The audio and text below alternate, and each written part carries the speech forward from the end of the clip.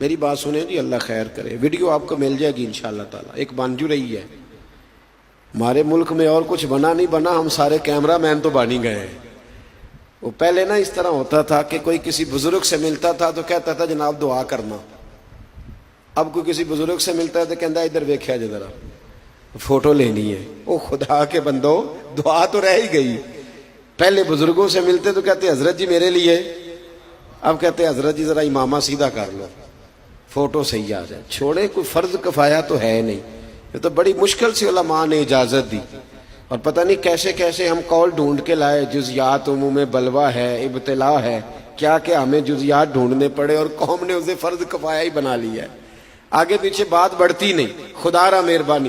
میں ایک جگہ پہ بیٹھا تھا کچھ عرصہ پہلے، تو 4 تصویریں لگی ہوئی تھی کمرے میں، تو میں نے کہا کہ یہ بھائی اتار دو، میں نے نماز پڑھنی کا، تو پیر صاحب کی ہے فوٹو۔ میں نے کہ جب حکم آ گیا کہ جہاں تصویر ہے وہاں نماز جائز نہیں، تو مرید صاحب کی ہو یا پیر صاحب کی ہو، بات تو ایک ہی ہے۔ تو پیر صاحب کو نہیں پتا فوٹو نہیں لگوانی چاہیے؟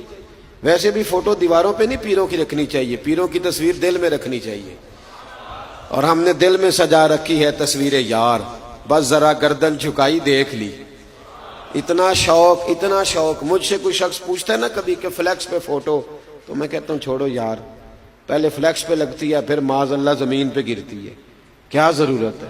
اور یہ جو القابات لکھتے ہیں نا بڑے بڑے اشتہاروں پہ، قوم کو تو پتہ ہی نہیں کہ یہ کیا کہا جا رہا ہے۔ قوم کو سادہ نام بڑی مشکل سے یاد ہوتا ہے، لہذا لمبے چکروں میں نہیں پڑھنا چاہیے۔ جو اماں ابا نے نام رکھا اتنا ہی کافی ہے، باقی کوئی کتنا دین کا کام کر رہا ہے یہ صبح قیامت خود بخود پتہ چل جائے گا۔ بس دعا فرمائے اللہ یہاں بھی عزت دے اور وہاں بھی اللہ پردے داری عطا فرمائے۔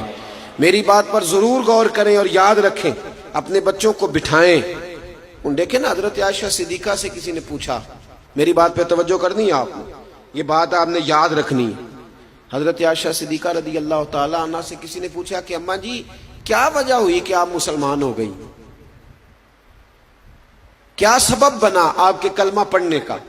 ہر آدمی کے ساتھ کوئی نہ کوئی بات ہوئی، کسی نے قرآن پاک سنا، کسی نے کچھ سنا، کوئی نہ کوئی واقعہ ہے، پس منظر ہے، تو اماں جی آپ کیسے مسلمان ہوئی؟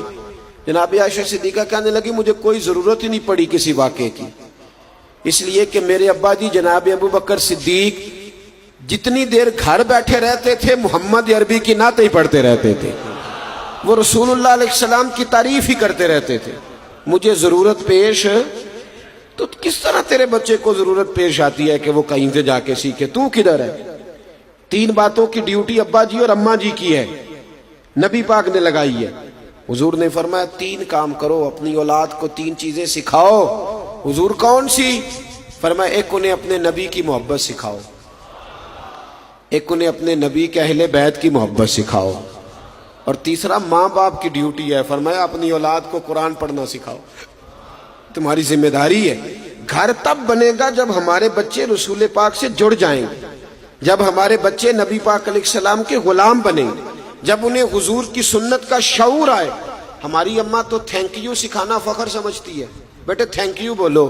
او بی بی یہ ٹھیک ہے، یہ جب سکول جائے گا تو بولے گا، ہم دقیانوس نہیں ہیں، ہم قائل ہیں جدید تعلیم کے، لیکن تھینک یو کا ثواب کوئی نہیں، ثواب جزاک اللہ خیرہ کا ہے، اس کا اجر ہے، جزاک اللہ اس کا اجر ہے۔ یہ حدیث بخاری میں موجود ہے، نبی پاک علیہ السلام نے فرمایا جس نے اپنے محسن کو جزاک اللہ خیرہ کہا اس نے اس کا پورا شکریہ ادا کر دیا۔ تو یہ جملے تو نے کیوں نہیں سکھائے؟ یہ تیرے بچے کی زبان پہ کیوں نہیں آیا؟ ان فکروں کو تو نے کیوں اپنے گھر میں رائج نہیں کیا؟ بچوں کو دین سکھائیں، نبی پاک کی غلامی سکھائیں، انہیں رسول پاک علیہ السلام کی بارگاہ میں حاضر ہونا سکھائیں، انہیں بتلائیں کس طرح کر کے